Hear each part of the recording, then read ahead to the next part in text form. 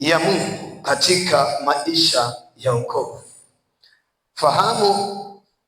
Inasema fahamu misingi ya wokovu wa Mungu katika maisha yako.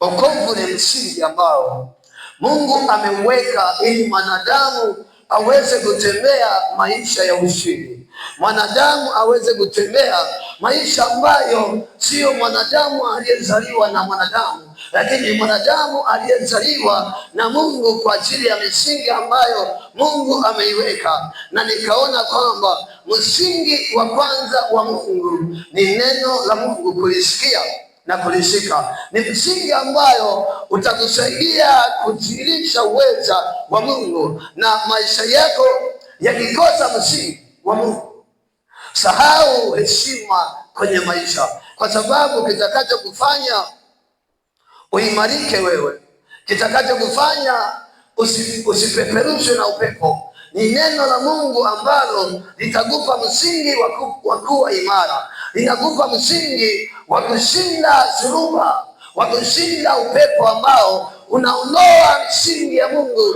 kwenye maisha yako. Lakini neno la Mungu linakupa kuwa imara, kujengwa kwa misingi ambayo haiwezi kutikiswa na upepo wa dunia, haiwezi kutishikwa na hali za dunia. Hali zote unazoziona zinakuyumbisha, unahitaji kuijua misingi ya wokovu wako.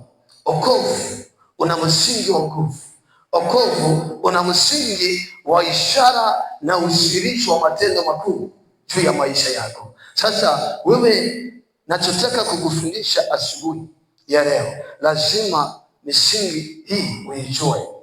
Msingi wa kwanza tunaupata katika kitabu cha Mathayo, kitabu cha Mathayo sura ile ya 7, tuanzie mstari wa 24. Kitabu cha Mathayo sura ya 7 mstari wa 24, tuanzie hapo. Utaona kitu ambacho Yesu anasema, na katika vitu ambavyo inatakiwa kushikilia katika maisha, kitu ambacho Yesu amesema. Huwezi kuwa imara kama hujaishi juu ya misingi hii. Sasa Yesu anasema katika Mathayo 7 mstari ule wa 24 na kuendelea, tutaenda mpaka chini kidogo. Anasema basi kila asikiaye haya maneno ya Mungu, maneno yangu, na kuyafanya, atafananishwa na mtu mwenye akili aliyejenga nyumba yake juu ya mwamba. Bwana asifiwe. Nimesema fahamu misingi ya Mungu katika maisha ya wokovu. Nikasema msingi wa kwanza ni kulishika neno la Mungu, kuliamini, kulitegemea, ili uweze kuwa imara na uweze kushindana na taarifa za dunia. Lazima uwe umeimarishwa na neno, lazima uwe umejengwa na neno la Mungu sawasawa, ili anasema ya kwamba, anasema basi kila asikiaye haya maneno yangu na kuyafanya. Kwa hiyo sio tu kusikia, lazima usikie na utende kila ambacho neno la Mungu limekwambia. Huwezi ukawa imara kama neno la Mungu katika maisha yako unalichukulia tu ni la kawaida. Neno la Mungu linakupa msingi wa kushinda mambo yote ya dunia. Sasa anasema yeye asikiaye hili neno langu na kulitenda, anasema atafananishwa na mtu mwenye akili aliyejenga nyumba yake juu ya mwamba. Sasa kwa nini anataka tuweze kuwa na misingi imara? Kwa nini anataka tuweze kuwa imara? Anasema mstari 25, anasema mvua ikanyesha, anasema mafuriko yakaja, pepo zikavuma, zikaipiga nyumba ile isianguke, kwa maana misingi yake imejengwa juu ya mwamba. Kwa hiyo hata imani yako kama huijengi katika matendo, kama ujengi katika misingi ya kulitendea kazi neno la Mungu na kuliishi neno la Mungu, sahau heshima kwa maisha yako, sahau kuonekana kwamba kuna jambo linafanyika. Na ndio maana tuna wokovu ambao umepoteza misingi, umepoteza heshima. Watu wamezaliwa na Mungu lakini hawana nguvu tena za kumfanya Mungu kuwa kipaumbele cha maisha yao, kuwa ndio sehemu ya baraka zao, kuwa Mungu ndio chanzo cha uzima wao. Watu wamepoteza msingi, na tusipoteza msingi, anasema kuna mvua, kuna mafuriko, kuna upepo ambao unapiga imani yako, unapiga maisha yako, unapiga kitu unachokifanya. Sasa unahitaji kujenga imani yako kwa Kristo na kuliamini neno ambalo Yesu amesema, kuliamini na kulitendea kazi neno la Mungu. Hicho ndio kinacholeta thamani kwa maisha ya Mkristo. Unaweza ukawa ni kiongozi wa familia, wa huduma, lakini je, uongozi wako unasaidiaje watu unaoongoza? Unagusaje watu mahali ambapo wamepita? Watu wanahitaji majibu ya Mungu, na wewe ambao una misingi ya Mungu ndio una majibu yao. Watu wanahitaji kuona ule utirisho wa neno la Mungu. Watu wanahitaji kuona ule uponyaji ambao Yesu amesema. Lakini misingi yako umeijenga juu ya nini? Juu ya neno. Lazima uliamini neno. Maisha yako hayataweza kuwa na thamani kama neno la Mungu halijawa zaidi kwenye maisha yako. Unaposema ninamtumikia Mungu, ninamwamini Mungu, dunia inataka ione matokeo ya misingi ya wokovu wako, matokeo ya utumishi wako. Sasa kama dunia haioni, kama wanadamu hawaoni, unawapa maswali, na kitu gani kitawavutia kuja kwenye maisha yako kama matokeo ya Mungu hayaonekani? Sasa Yesu anaendelea kusema mstari wa 26, anasema na kila asikiaye haya maneno yangu asiyafanye. Anasema na kila asikiaye haya maneno yangu asiyafanye atafananishwa na mtu mpumbavu ajengaye nyumba yake juu ya mchanga. Bwana asifiwe. Kama neno la Mungu haulisikii, linakuonya na kukuelekeza mambo ya kutendea kazi, hauyatendee kazi, Mungu anakuona kama mtoto mpumbavu usiye na akili, usiyejua kwamba haya maisha unayotengeneza wewe ni maisha ambayo haiwezi kuwa imani.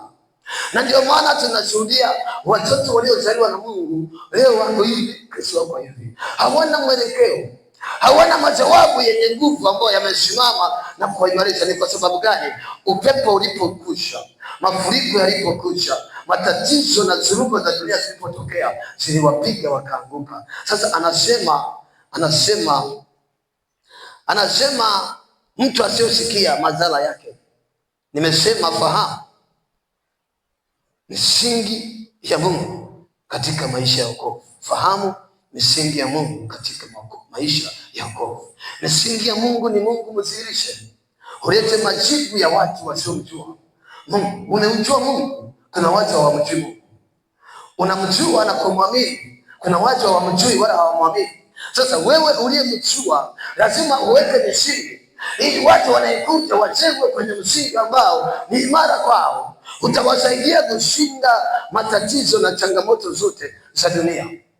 Kama haujaleta matokeo, kama hakuna udhihirisho, kama hakuna kuwaimarisha watu katika kitu unachokifanya na maisha unayofanya, lazima anasema kwamba haujalisikia na kulielewa hilo neno la Mungu ambalo lenyewe ukilisikia, anasema utakuwa na akili na utajenga msingi wako mahali ambapo ni pamwamba pasipoweza kutikishwa. Na unaweza kuona kwa nini imani za watu zimekuwa za kusuasua, imani za wasiwasi, imani za mashaka, kwa sababu hawajalisikia neno na kuliamini. Lakini msingi wa kukusaidia wewe ni wewe kuliamini neno. Mungu anatamani kuona tumeamini kila ambacho ametuambia. Mungu anatamani kuona tunaelewa kwamba hii ndio kweli. Hamna kweli nyingine hapa duniani litakaye kuvusha kama sio hili neno la Mungu ambalo amelisema. Mengine tunayosikia ni mambo ya kutaka kujipotesha, kutuondoa kwenye kusudi na kwenye misingi ya Mungu. Sasa tutaenda kujifunza. Tunajifunza kwa Yesu ambaye anatufundisha alipotembea na maelekezo ya Baba, akatenda mambo ambayo dunia nzima mpaka leo tunasema hakuna kama Yesu, kwa sababu alishika kile ambacho Baba yake amemwambia. Na neno hili wakati tunaposoma, hebu tafakari, kwa nini anasema yeye asikiaye neno langu na kulitenda na kulishika atafananishwa na mwenye akili? Halafu wewe kuna mambo yanahitaji akili, yamekutoka, huna majibu ya hayo mambo yanayopita. Kwa sababu gani? Kuna mahali umepungua katika kulishika na kuliamini hilo neno ili liweze kufanya kazi. Sasa anatupa misingi yake ni katika neno, na kama hujajengwa kwenye misingi hii, anasema mvua ikinyesha, mafuriko yakaja, pepo zikavuma, zikaipiga nyumba ile, ikaanguka, nalo anguko lake likawa kubwa. Mtu ambaye hazingatii, hafuati kanuni. Tunapojifunza Bible study, tunataka kujua misingi ya imani yetu, misingi ya neno la Mungu. Wewe kama unataka uwe imara, unataka kupiga hatua maisha yako, lazima utafsiri maisha na neno. Bwana asifiwe. Usipoweza kutafsiri maisha yako na neno, utakuwa mtu ambaye likija jambo dogo litakuondoa kwenye msingi wako. Na haya maisha ni msingi. Maisha hajaelea tu, maisha yamejengwa kwa misingi ya neno la Mungu. Hii ndio misingi ambayo inatupa kudhihirisha uwezo wa Mungu juu yetu. Sasa kwa nini tunaona mambo mengi ambayo hayaendani na neno la Mungu kwenye maisha yetu? Ni kwa sababu misingi ya imani, misingi ya neno la Mungu watu wameipuuzia. Sasa wamepigwa, wanatupa huku, wanatupa huku. Anasema anguko la mtu huyo linakuwa kubwa. Anasema ikawa Yesu alipoyamaliza maneno hayo, makutano walishangaa mno kwa mafundisho yake. Anasema kwa maana alikuwa akifundisha kama mtu mwenye amri, wala si kama waandishi wao. Kwa fundisho la Yesu liliwashangaza watu. Neno la Mungu linashangaza. Neno la Mungu linafungua. Neno la Mungu linawapa watu kujiuliza na kujiona. Sasa kuna misingi ya vitu vitatu ambavyo nataka tuviangalie. Vikipotea ndani yako, maisha yako yatatembea bila kujua unataka nini na nini kifanyike. Kitu cha kwanza ambacho tunazungumzia, fahamu misingi ya Mungu katika maisha ya wokovu. Twende katika Zaburi. Huu ndio kitu cha kwanza ambacho kama kijiharibika, hakuna kitu utakachofanya. Utashindwa kuitunza ndoa yako, utashindwa kutunza watoto wako, utashindwa kuwa imara. Na watu wa giza, na giza linapenda mtu ambaye ameharibu misingi. Kitu utakachokijenga mwana wa Mungu nje ya misingi ya Mungu kitakuwa hakiwezi kuwa imara au hakina mwendelezo. Sasa katika Zaburi 11:3 anasema, hili ni neno kabisa, Roho Mtakatifu ameongea kwa kinywa cha Daudi. Angalia anachosema. Anasema kama misingi ikiharibika, anasema kama misingi ikiharibika, mwenye haki atafanya nini? Kama umeharibu msingi wa wokovu wako, kama umeharibu msingi wa wokovu, anasema mwenye haki aliyeokolewa atafanya nini? Misingi iliyotuokoa, misingi ambayo tunaona wale ambao wameweka misingi wanasema walikuwa na roho moja, walikuwa na vitu vyao shirika moja, wanafanya kazi wakishirikiana kwa umoja.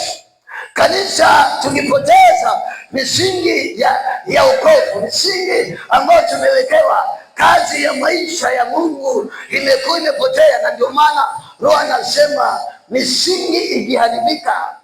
Mimi nataka kusema, je, kama misingi ikiharibika, waliokoka, waliookolewa watafanya nini? Yesu anasema kama umejengwa juu ya mchanga, chochote kitakachokuja kinapita na wewe. Na ndio maana tupo kanisani, tuna watu wanakuja kanisani na huzuni, bado wanaondoka nazo. Wanakuja kanisani, badala watoke na amani, wanatoka wamekwazika. Lakini misingi tuliyowekewa ni misingi ya kudupa moyo wa umoja, ushirika, unia mmoja. Hii ndio misingi. Sasa Roho anasema, Roho Mtakatifu anaongea kitu, anasema kama misingi ikiharibika, mwenye haki atafanya nini? Sasa mimi nasema kama misingi ikiharibika, aliyeokolewa atafanya nini? Misingi ya imani hakuna, misingi ya neno la Mungu lenye kutuvusha imeharibika, tutafanya nini?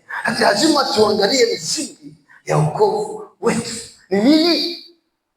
Walitumia nini kuwaponya watu? Walitumia nini kuigusa mioyo ya watu mpaka wakachoma mioyo yao, wakauliza tutendeje? Walitumia nini? Kulikuwa na msingi ambao waliutumia, na huo ndio msingi wa kanisa, ambao kanisa limepewa kuwa na majawabu na vitu vyote vinavyohitajika vimewekwa chini ya kanisa. Hili kanisa, ukisikia kanisa sio kitu cha mchezo kama tunavyoona sasa hivi. Watu wanakuja na mizaha kanisani, watu wanakuja na michezo. Kanisa lina majawabu ya maisha yako. Kanisa linatakiwa kuwa na majibu ya maisha ya wanadamu. Sasa nasema kama misingi ikiharibika, mwenye haki atafanya nini? Mimi nimeongeza, kama misingi ikiharibika, aliyeokolewa atafanya nini? Kama misingi imeharibika, kila kitu kina misingi yake. Hata mbingu ina misingi, hata nchi ina misingi, bahari ina misingi na ina mipaka. Usivuke hapa, imeambiwa usivuke. Sasa hiki ni kitu cha kwanza. Kitu cha pili, tuangalie katika Methali sura ya 23, Methali 23:7, halafu tutaenda Methali 29:18. Tukimbie sana, mimi naona dakika zinakwenda, halafu nina mambo mengi ya kusema hapa. Tumeona kuna misingi, halafu kuna kitu kinachoitwa kuona. Ukiona utaelewa, ukiona utatembea. Sasa anasema maana aonavyo nafsini mwake ndivyo alivyo. Akuambia haya, kula, kunywa, lakini moyo wake hauwi pamoja nao. Usipoona, hata ukiambiwa jambo la zuri haulioni. Usipoona, umepoteza mwelekeo.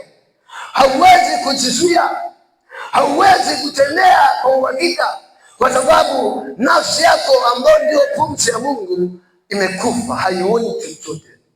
Kiu ya ibada, kiu tena ya kuabudu, kiu ya kutunza vazi lako la wokovu, kujenga misingi ya kulifuata neno la Mungu, unakuwa tena hauna, kwa sababu hakuna unachokiona ndani yako. Lakini lazima ulione neno la Mungu kama ndio msingi wa maisha yako. Hata kama unaona dunia imekulemea, lakini bado kuna majibu. Kuona, hiki ni vitu ambavyo ni msingi wa imani. Kuona neno la Mungu, kuona kusudi la Mungu juu ya maisha yako, kuona kile ambacho Mungu amekiweka ndani yako, lazima uone. Sasa anasema aonavyo mtu nafsini ndivyo alivyo. Ushajiamini kama unapojiona ndivyo ulivyo.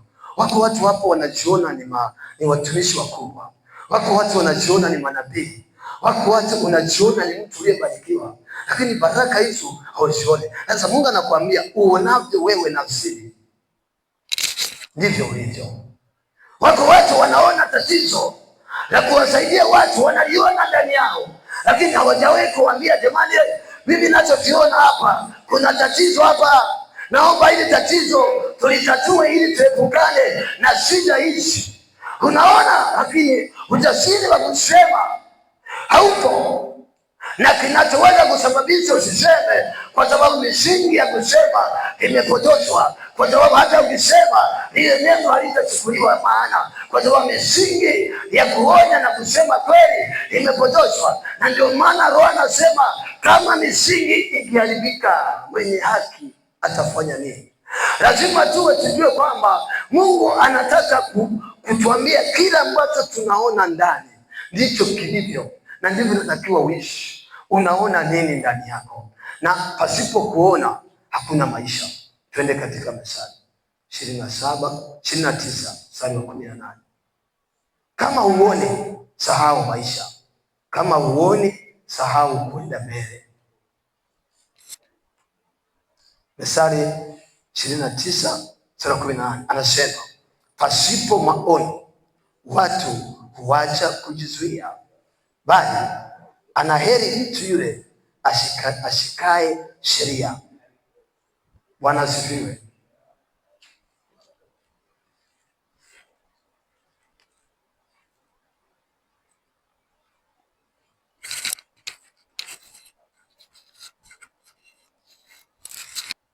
Umepoteza maono, watu wako mbele za Mungu, wewe bado humuoni Mungu, kwa sababu ndani yako hakuna unachokiona. Na tunaweza nikakuuliza swali, hivi unapokuja mbele za Mungu, hivi unamuona Mungu wewe?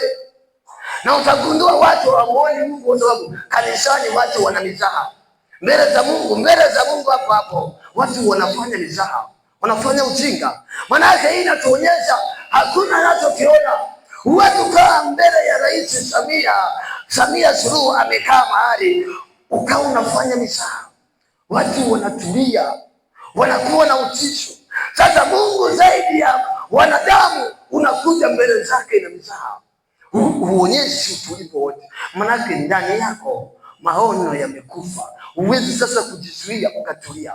Anasema sasa pasipo maono watu huacha kujizuia. Watu wengi wameacha, hawawezi kujua kwamba tuko mbele za Mungu. Baba yetu mtakatifu, tutetemeke mbele zake. Haipo, imekufa. Sasa misingi hiyo ikiharibika, tutamtafuta Mungu ambaye Mungu anatembea chini ya misingi yake.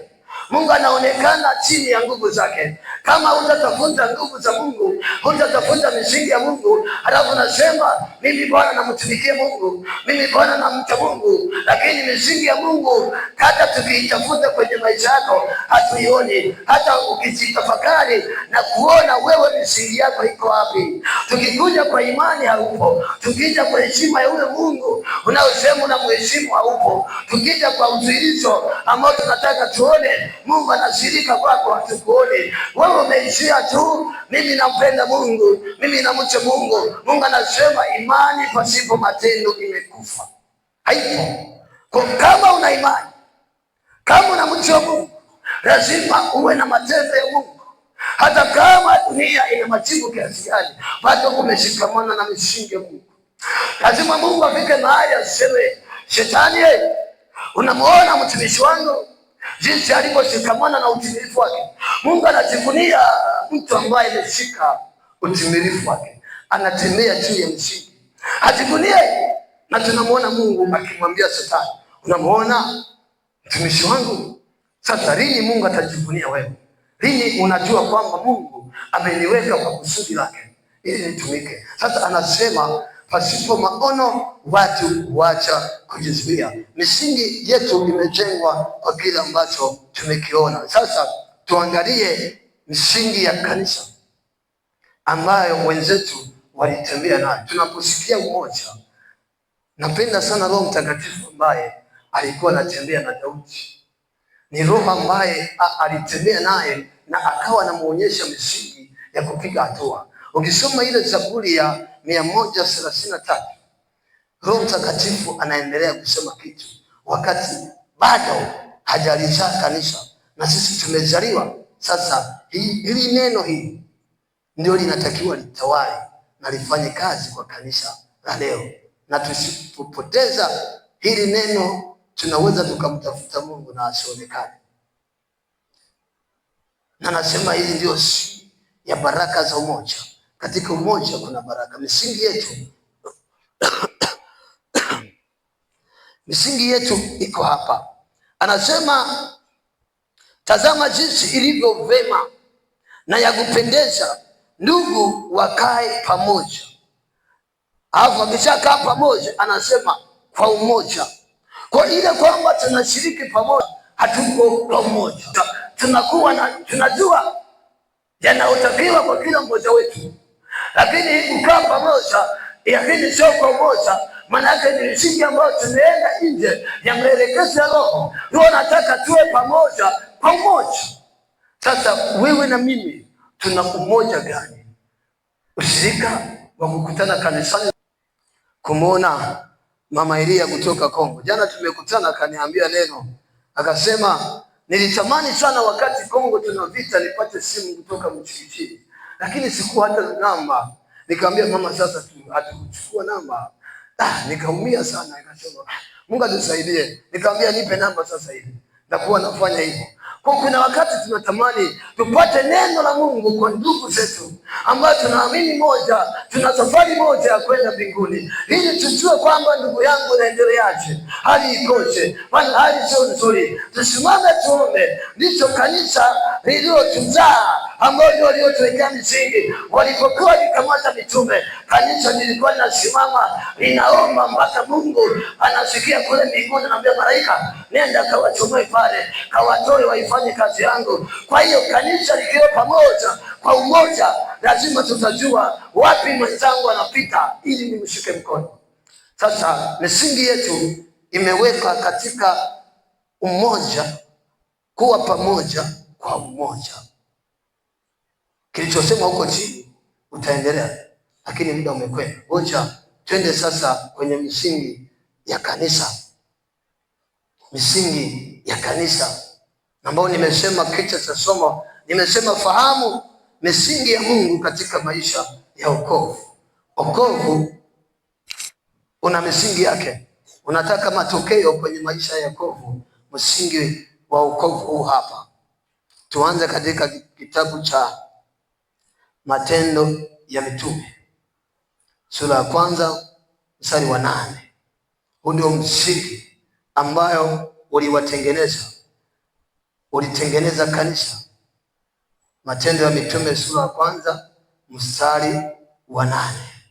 Aliwaambia kaeni hapo Yerusalemu mpaka mpokee hii nguvu.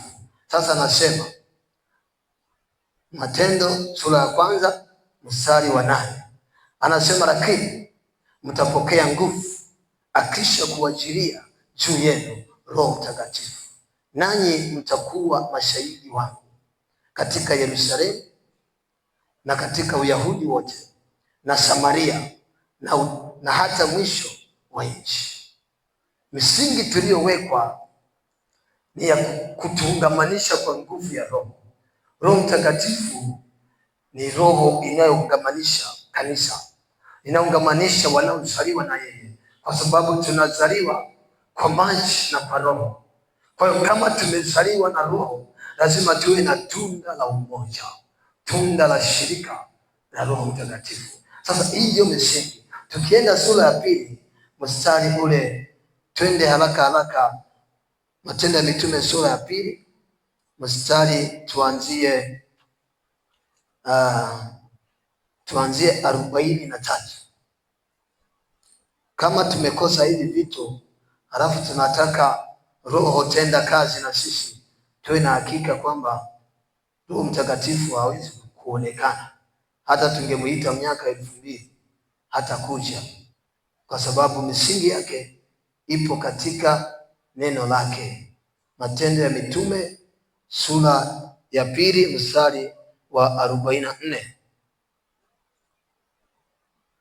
au tuanzie 43. Anasema kila mtu akaingiwa na hofu ajabu nyingi, na ishara zikafanyika na mitume. Bwana asifiwe. Anasema na wote walioamini walikuwa mahali pamoja na kuwa na vitu vyote shirika. Anasema wote walioamini walikuwa mahali pamoja na kuwa na vitu vyote shirika. Anasema wakauza mali zao na vitu vyao walivyokuwa navyo, na kuwagawia watu wote kama kila mtu alivyokuwa ana haja. Hili ndio kanisa ambalo lilianza kanisa likiwa na ile nguvu walioipokea. Anasema mitume wakafanya ishara ajabu nyingi, yaani walifanya ishara zisizoweza kuelezeka. Anasema na kila mtu akaingiwa na hofu na ajabu nyingi, na ishara zikafanywa na mitume. Kwa hiyo walikuwa wanatenda uzindisho. Sasa kama tunakuja kwa Mungu ambaye hatendi jambo lolote ambalo linaweza kuwagusa watu, linaweza kugusa mioyo ya watu, wakawa na hofu, wakaona kwamba sasa haina haja ya kuwa na vitu peke yangu, lazima niviuze nipeleke pale. Na walivyovileta vitu, watu walikuwa wanawagawia watu sawasawa na haja zao. Maana yake hawakuchukua vile vitu wakaviharibu, walitunza ili wawe wanamgawia kila mtu na haja zake. Lazima kanisa tujue kwamba tusipofuata misingi ya kanisa tutaweza kupota. Tunaenda mahali ambapo Roho Mtakatifu tumemwacha.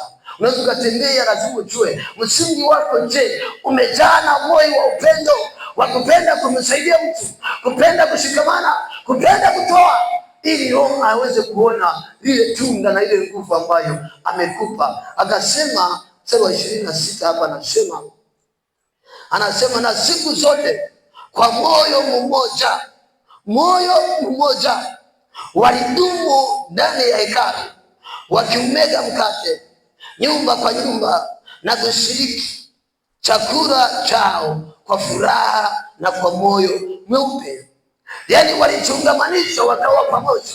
Na ndio msingi wa kanisa.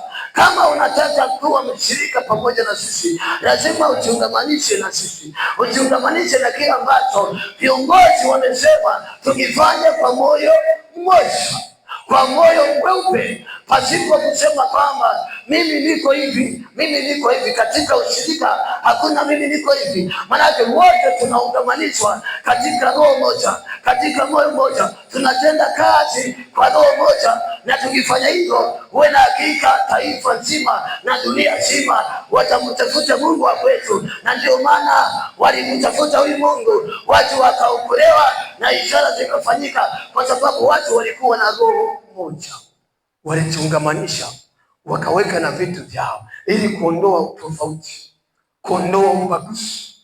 Wakafuta kitu kinachoitwa matabaka, walifuta, wakawa na vitu vyao, shirika moja, wakawa na moyo mmoja. Ukiona huyu unajiona wewe, ukiona tatizo la hili unaliona la kwako. Na ndio maana mitume wakafanya ishara. Sasa kilichotokea na ambacho nasema tumuombe Mungu sana kwenye hii dunia tunayoishi, watu wamekuwa ni waongo, lakini hili kanisa liliuzima uongo. Ilikuwa marufuku kusema uongo mbele za Mungu. Kanisa la mitume lilizima uongo, kulikuwa hakuna uongo, na Roho anayetenda kazi aliuzima uongo. Twende Matendo ya Mitume sura ya 5. Na hii nasema tuiombe, kwa sababu tuna wana wa Mungu wameingiwa na roho ya uongo. Ni waongo mpaka mbele za watumishi wa Mungu, ni waongo mpaka madhabahuni, ni waongo mpaka unajiuliza, sasa wewe unamtumikia Mungu ambaye hana sifa hii. Lakini kanisa hili lilizima uongo. Angalia dhambi ya uongo, Roho anapoichukia. Ndio maana anaitwa Roho Mtakatifu.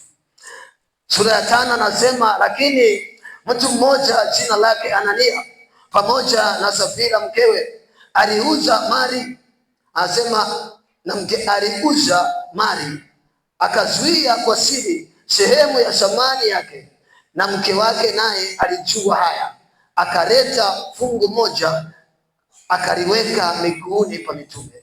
Petro akasema, Anania, kwa nini shetani amekujaza moyo wako kumwambia uongo Roho Mtakatifu na kuzuia kwa siri sehemu ya thamani ya kiwanja? Tumeanza kuona Petro wakati Anania anauza kiwanja hakuwepo. hakuwa naye, lakini alipokuja akajua Anania amefanya 1, 2, 3, na akamwambia Anania, kwa nini shetani umeruhusu aujaze moyo wako uongo? Kwa nini umenia kumwongopea Roho Mtakatifu? Kama hauna macho ya kuona hata unayeongoza na kujua kitu gani wanapitia, kitu gani kinaendelea ndani ya maisha, ni ngumu sana kuongoza watu. Kwa kiongozi lazima maono yawe yanafanya kazi. Jicho lako la ndani linaona watoto wako, ujue hawa watoto sasa hivi kuna roho imewaingia. Hawa watu inayoongoza kuna roho ambayo haiko sawa, ili upambane nayo wasaidie. Lakini hii ilikuwa ni habari ya uongo, lakini tuangalie roho alivyokemea uongo. Tumesoma, twende mstari wa 4. Anasema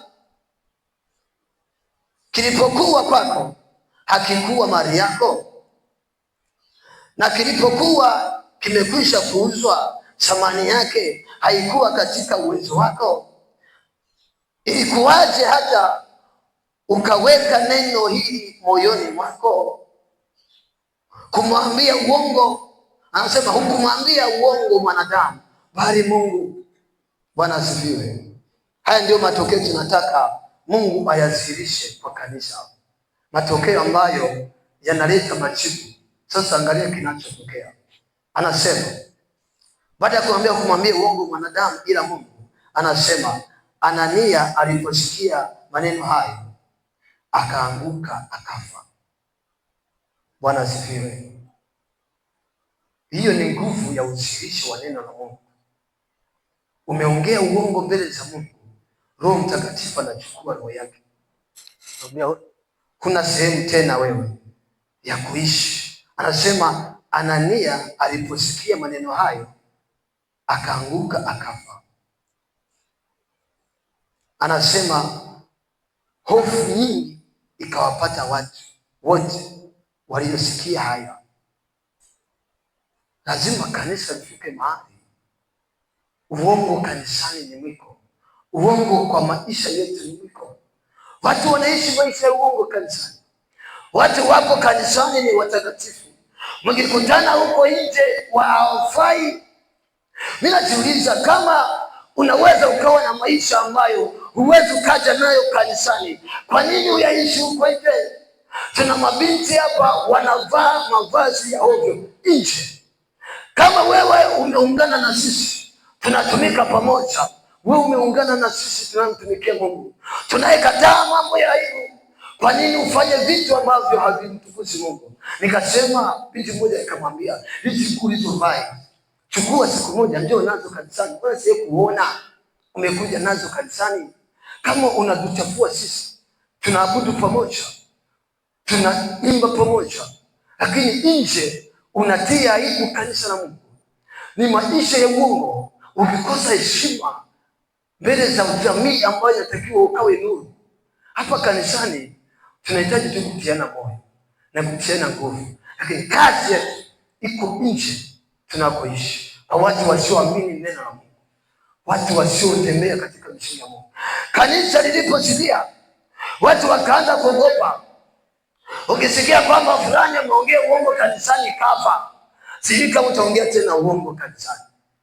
Kwa kanisa linaweza lisiwe na nguvu, kwa sababu hakuna matokeo ambayo Mungu anaachilia juu ya watu wanaoleta mizaha, wanaoleta kejeli ndani ya madhabahu ya Mungu takatifu. Na kanisa lisikokosa hiyo misingi ya nguvu, heshima ya watu kumheshimu Mungu inapungua, inakosekana. Ndio nikuuliza, unapokuja kanisani hivi unamuona Mungu kweli, au unamuona manyesha ndio ukasimama pale? Kama ningekuita nyumbani kwangu kweli ningekuja? Hapa umekuja mbele za Mungu, kwa hiyo lazima usikie kila ambacho Mungu anakusemesha, na utafakari wewe na maisha ambayo unaishije? Unatembea sawa sawa na Mungu? Unapoleta uongo hautuongopee sisi safari yako hatuijui. Wakati mimi nanyakuliwa, wewe sijui utakuwa wapi. Kwa hiyo ni habari ya wewe na Mungu na ushirika tulio nao, ili tuende mbele za Mungu katika hali ya utauwa na utakatifu. Kwa hiyo kinacholeza kuleta misingi ya heshima ya Mungu ni ishara ya udhihirisho ya kukemea hizi dhambi. Na twende katika mstari wa 40 na uangalie kitu ambacho Yesu alikuwa anatumia. Twende mstari wa 17, hii Matendo ya Mitume. Ukijiungamanisha na Mungu na kukaa kwenye misingi ya Mungu, mbingu haitanyamaza hata kama utapita mahali pagumu. Sasa angalia hawa ambao Roho Mtakatifu alikuwa amejaa ndani yao walipokutana na mateso. Wewe unapokutana na mateso unalia, unasema nimeachwa, sina tena tumaini. Sasa angalia mbingu ambayo haitanyamaza kwa mtu ambaye ameshika misingi ya kanisa. Matendo ya Mitume sura ya 5 mstari wa 17 nasema, wa madhehebu ya Wakalidayo wamejaa wivu. Walijaa wivu kwa sababu walisikia mitume wanatenda ishara na maajabu. Anasema wakawakamata mitume wakawaweka ndani ya gereza, lakini malaika wa Bwana akafungua malango ya gereza usiku, akawatoa, akasema, enendeni mukasimame hekaluni, mukawaambie watu maneno yote ya uzima huu. Bwana asifiwe. Unajua, tukisikia cha shetani, shetani hakuna alichoumba duniani hapa. Vitu vyote vimetoka kwa Mungu. Iko nguvu ambayo inaweza kukupitisha mahali ambapo hapana hata njia ukapita. Hawa wamekamatwa, wamefungwa, lakini mbingu imesimama ikasema, bado kazi yenu, watoeni. Wakatolewa usiku pale pale walipokamatiwa, wakarudishwa pale pale, na wale waliokukamata wanamkuta pale pale. Ndio maana ukiwa na Mungu, umeshikana Mungu, dunia hata ikisimama kufanya chochote kile, watashangaa wewe unatembea na huna wasiwasi, mpaka unajiuliza. Wanabaki sasa wenyewe wanaumia. Hawa maadui wakaingiwa na hofu, wakaanza kuogopa, na mitume wakahubiri Injili, wakaanza kumtangaza Yesu. Sisi kama kanisa, misingi yetu ndio hii, wana wa Mungu. Tumepewa nguvu, tumepewa mamlaka, tumepewa misingi ya kuliamini hili neno. Heshima ya Mungu imepungua na majawabu ya Mungu yameondoka kwetu. Nguvu ya kinywa, nguvu ya kusikiwa, nguvu ya kutenda mambo kwa uongozi wa Roho, ili tuponye watu wasaidike, watu wafunguliwe. Lazima Mungu awe ameshikamana na sisi.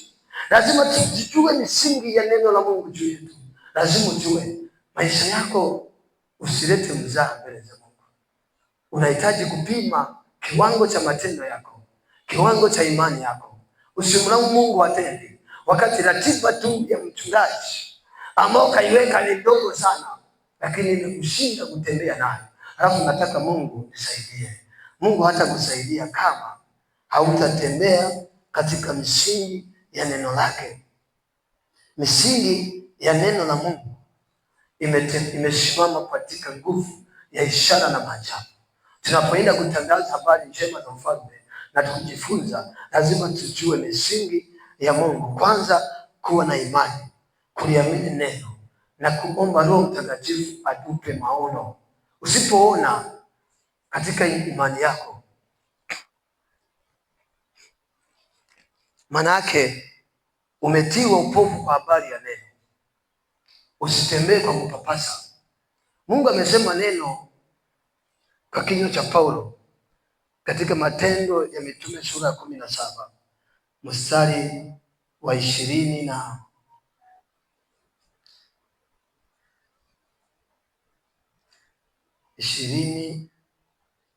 na sura ya 17 mstari wa 24.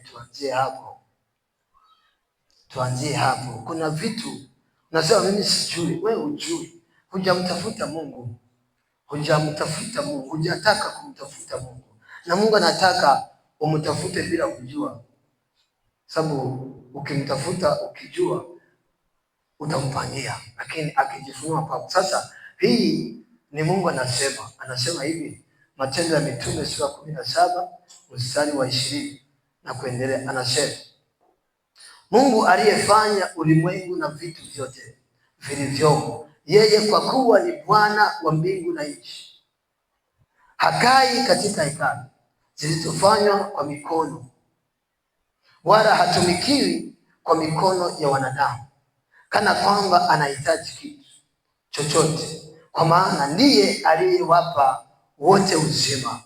Bwana sifiwe. Huyu Mungu ndiye anasema aliyewapa wote uzima na pumzi na vitu vyote. 26. Hasa naye alifanya kila taifa la wanadamu kutoka katika mmoja wake juu ya uso wa nchi. Anasema juu ya uso wa nchi vyote, akisha kuziweka nyakati alizoziamuru tangu zamani, na mipaka ya makazi yao, ili wamtafute. Anasema alituweka ili tufanyaje? Tumtafute Mungu, ingawa ni kwa kupapasa wakamuone, ijapokuwa hawi mbali na kila mmoja wetu. Huyu Mungu unayemsikia katika hili neno hayuko mbali na wewe, yupo karibu kuliko hata nguo uliovaa, lakini anataka umtafute, upapase, ujaribu kujiuliza maswali. Unajua mtu anayepapasa anapapasa kweli kweli mpaka ashike. Sasa anasema umtafute, ingawa ni kwa kupapasa ukamuone, lakini hapo hayuko mbali na wewe, yupo karibu kuliko hayo mavazi. Sasa ishara hizi ambazo mitume walitenda, nguvu hii ya umoja ambayo ilitenda, na Yesu anatuombea kwamba tuwe na umoja kama yeye alivyo na Baba, na sisi tuwe ndani yake kwa umoja. Sasa hii ndio misingi ambayo itaanza kukubadilisha. Kama kuna vitu haviendi sawa juu yako, misingi ya Mungu itakufanya uwe imara kwa maombi, kwa ibada, sadaka, utendaji. Ule uvivu, unyonge unakuja kwa sababu msingi wa nguvu ya uzima haupo. Anasema yeye ndiye aliwapa wanadamu wote uzima, na uzima tunaupata kwa Mungu na pumzi. Ndani ya Mungu tuna uzima, tunapumua. Kwa hiyo ukiwa na misingi hii ya Mungu utakuwa imara tu, wala hakuna jambo litakalokuwa gumu kwako. Nimesema fahamu misingi ya Mungu katika maisha ya wokovu. Tukaanza msingi wa kwanza wa Mungu ni neno lake. Hili ndio neno lililokuwepo toka mwanzo. Toka mwanzo kulikuwepo na nini? Na neno. Toka mwanzo kulikuwepo na neno. Na Yesu anasema ukilishika na kulitenda utafananisha na mtu mwenye akili, kwa sababu utafungua mafumbo ambayo watu wameshindwa. Leo hii injili ya dunia imetuzidi wana wa Mungu. Dunia imetangaza kabisa kwamba magonjwa yanaponywa na dawa zilizotengenezwa na wanadamu. Mwana wa Mungu, yeye kujiuliza, hivi mwanadamu asiyejua kesho ajue ugonjwa huu unaonisumbua atautibu vipi? Mungu aliyekuumba yeye anasema nimepigwa upone, ajui. Na tumeamini. Yaani injili ya dunia imetujaa na mpaka tunaamini ya kwamba usipoenda hospitali unakufa, lakini pale unakufa, ukisha kufa ndio kwambia Bwana Mungu amechukua roho yake. Kumbe hukuweza kuizuia mpaka amechukua. Mbona hujaizuia? Sasa huyo ambaye anaweza kuichukua, muogope sana huyo, muamini sana huyo kuliko wanadamu. Sasa leo hii wanadamu wametuzidi. Ndio maana Yesu katika Luka sura 16 mstari wa 8 anasema, nashangaa sana watu, wana wa ulimwengu huwa na busara sana kuliko wana wa nuru. Busara gani hiyo? Wanaamini misingi ya dunia yao. Sisi wewe umeokolewa, misingi ya imani yako ya kwamba Yesu amepigwa upone. Hujawahi kusema Yesu, nitakufa kwa imani yangu kwa ugonjwa huu, kama sitapona basi nichukue nipumzike. Anasema Mungu anachukia uongo. Kwa hiyo Mungu muongo? Kasema yeye amepigwa tupone.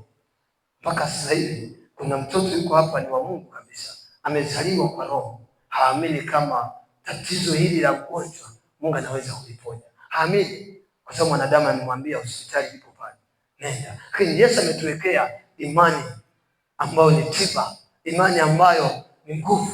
Kanisa lazima liweke msingi kama hiyo, kuwapa majawabu ya Mungu ya uzima, ili watu wasihangaike, ili watu wasiteseke. Ndio misingi ya wokovu ulio nao, nguvu ya uponyaji, nguvu ya ishara na maajabu, kufanya vitu ambavyo dunia haiwezi. Na huo ndio msingi wa wokovu wetu. Kwa dakika 2 na ruhusu swali au nyongeza, ili tuweze kuahirisha kipindi hichi. Karibu.